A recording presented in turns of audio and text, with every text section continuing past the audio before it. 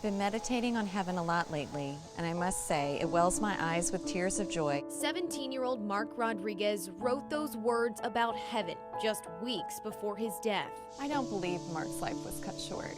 Mark's life ended last May. He was driving home from his high school's graduation ceremony when James Brown, driving behind Mark, shot twice, killing him instantly.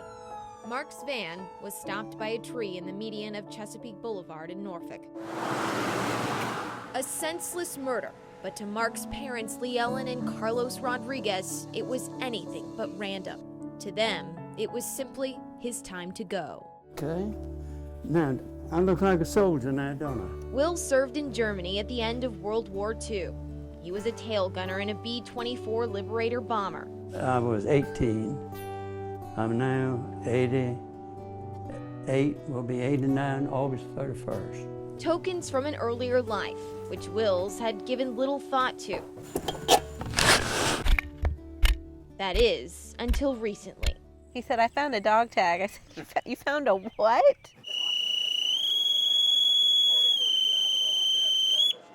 Come Saturday, this sleek black submarine will officially become the USS John Warner, the newest Virginia-class sub bearing the name of the longtime Virginia senator and former Secretary of the Navy who has watched the boat literally be built from nothing.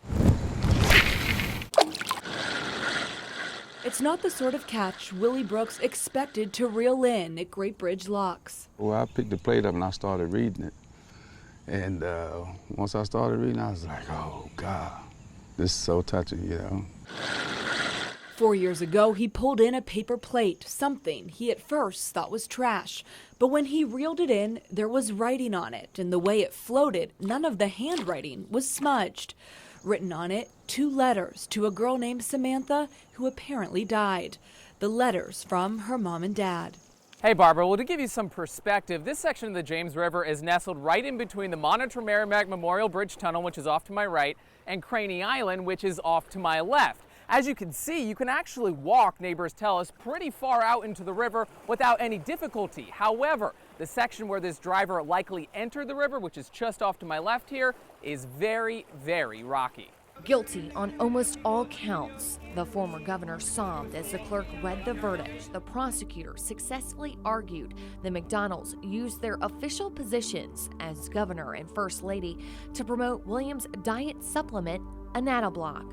On the stand for 24 hours over 5 days, McDonald continued to deny the claims of corruption. The pilot of this 1968 Cessna died after the plane crashed just 300 yards from a small airport in Topping, Virginia.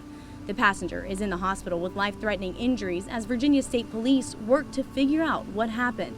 So it looks like now police are starting to clear the scene, but this investigation is far from over. Now, we don't know the name of the pilot or the passenger who was flown to the hospital, but like I said, the FAA is still investigating to find out what caused it to go down in the first place. Okay, so we're gonna put the app to the test, leaving downtown Norfolk to the HRBT, and right now it says there's no traffic. So we're gonna see what it looks like in about 30 minutes. Okay, so we are going into the HRBT as we speak. Tunnel traffic says everything is going smoothly, and I'm not sure if you can see, but we are not having any delays. So tunnel traffic has passed our first test. Our second test was at the downtown tunnel, and traffic was moving just like the app said. When scammers call people in Chesapeake, the concept is always the same: pay up or else. Right now, the basic storyline they're giving goes something like this. They're calling from the sheriff's office, claiming to be a detective in the department. It's not just people in Chesapeake getting these phone calls. We've gotten reports from several other cities dealing with similar scams. The entire exchange was recorded on the deputy's body camera up until the point where they tried to get her out of the car and there was a struggle. At that point, the camera was knocked to the ground and the video went to black, and you could only hear what was happening. But they were still able to get video and audio of what happened next from the deputy's dash camera. The string of robberies started in Portsmouth on April 10th and continued there every few days. Then about a week and a half later, Norfolk started seeing similar cases. And by the end of the month, businesses in Chesapeake were also getting hit. This bill could mean big changes for families of kids with autism. Right now, insurance companies only have to cover children from the ages of 2 to 6. This legislation would get rid of that age limit. Autism certainly isn't cured by 6. Mark LaBelle with the Virginia Autism Project is working to build support for the bill. He's seen the benefits of intensive treatment firsthand. At 4, his grandson was completely nonverbal. Now at age 10, he's in public school. And instead of 40 to 50 hours of therapy a week, he only needs 6 to 8. I'm Erica Greenway in Elizabeth City. For more than a year, this former homeless shelter has sat empty after running out of funding. But coming up tonight, I'll let you know what a new group is doing to get these doors back open. I was really worried about what I was going to do. I guess I would have been having to live out of the car again. For some women in Elizabeth City, something many take for granted has been an uncertainty. Every little thing was like, what's going to happen? That was until a week ago. We decided we were not going to wait. For several months now, the organization Visions of Hope has worked to reopen these doors. The house on Harrington Road operated as a women's homeless shelter until 2013. The different group operating it at the time could no longer support it, and it was forced to close. Towards the end of last year, Visions of Hope made plans to start operating a shelter again out of the city-owned building. It was supposed to open in February, but the weather, really cold outside, made them move faster. What is it like to look back at these pictures? God, it ripped me apart. Just hours later, Buxton would crash into the dark, foggy, enchanted forest inside the Norfolk Botanical Garden. Buxton, along with his 2 childhood friends from New York, all died. We talked about living blessed lives and everything else, and storybook lives sometimes. And for him to draw his last breath at the enchanted forest was, kind of something that was like, wow. It's become a well-practiced routine. Each day this week, for 12 hours at a time, Lamont Moore has tackled the many streets that make up Virginia Beach. As News Channel 3 rode along in Moore's truck, there wasn't any need to spread the mix on Lynn Haven Parkway. All right, now we're about to go into the secondary Primrose. This is where the sand and salt started flying, coating Primrose and then Green Garden Circle. Take a drive along the beaches of Corolla this week, and this is what you'll find. Hundreds upon hundreds of dead fish. Last night it was probably a mile long, and then we were taking our kids to school this morning. It's now about 3 miles long. As you can see, this parking lot here at the ODU Inn Dorm Hall is pretty empty. That's because most students are still on their Christmas vacation, and while it looked pretty much the same on Tuesday, the campus fairly quiet. Police say someone at this dorm hall was sexually assaulted, so students are coming back this weekend to that alert, plus a safety warning. That's right, Beverly. This is where she worked at this Knuckles and Knots in Chesapeake, and her coworkers tell me she was caring. She was loved by all of her clients, and she was reliable. She always showed up for work. And when she didn't last month, her boss tells me he knew something wasn't right. Hey Beverly, that woman was in the right place at the right time. It was just before 10 a.m. this morning. A van was trying to make a left-hand turn here onto London Bridge Road. That's when the driver suffered a seizure. The van careened off the road right into this McDonald's parking lot, hitting several cars waiting in line and then hitting the building. It also hit something else, which sparked a massive fire. I've been meditating on heaven a lot lately, and I must say, it wells my eyes with tears of joy. 17-year-old Mark Rodriguez wrote those words about heaven just weeks before his death. I don't believe Mark's life was cut short.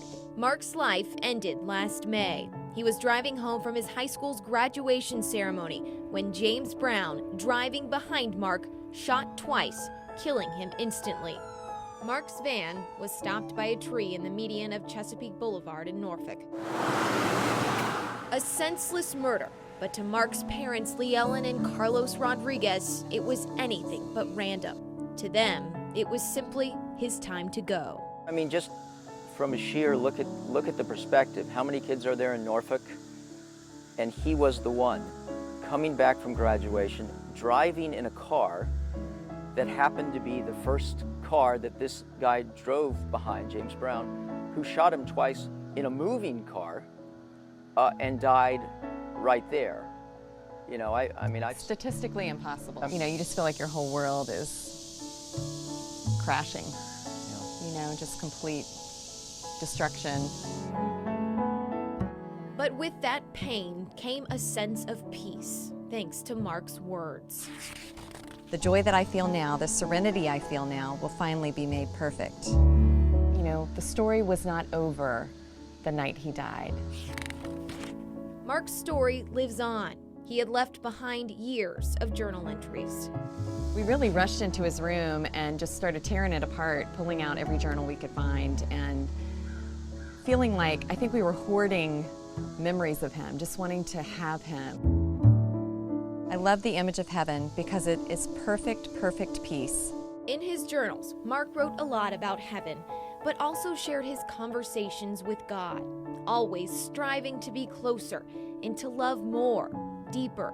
Well, you know, when all is dark, you know, and you don't have hope and you don't have answers, you know, and then I would read Mark's journal and it would be a window into beauty and life and hope, and it was like Mark was encouraging me.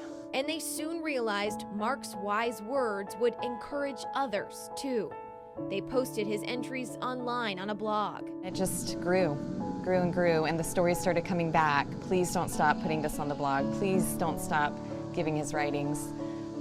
We need to hear more. So his parents did more. We just decided we'll go for it. We're gonna just get it all typed in and take it to a publisher. His book, The Extraordinary Ordinary Life of Mark Rodriguez, is now on Amazon. It's sold more than 2,000 copies. You know, it was like Mark's life was the tip of the iceberg, and the journals were the iceberg. I feel like his purpose on earth was fulfilled. I'm sure it'll be far more incredible than I can comprehend now, and love that. God is super good. I can't wait to be with him forever. A year later, at the spot where he died, a memorial still stands. And again, Mark's parents have turned their loss into something beautiful. Okay, so this is the tree stump that was at the accident site where Mark's car hit the tree. The tree that once represented their tragedy, dug up and now surrounded by a garden in their backyard. Once again, God has taken something horrible and brought life to it. The beauty of Mark, and that not even death can stop that his words are still living on and encouraging people. And in this moment, all is as it should be, and I am what I was designed to be. Marissa Jasic, News Channel 3.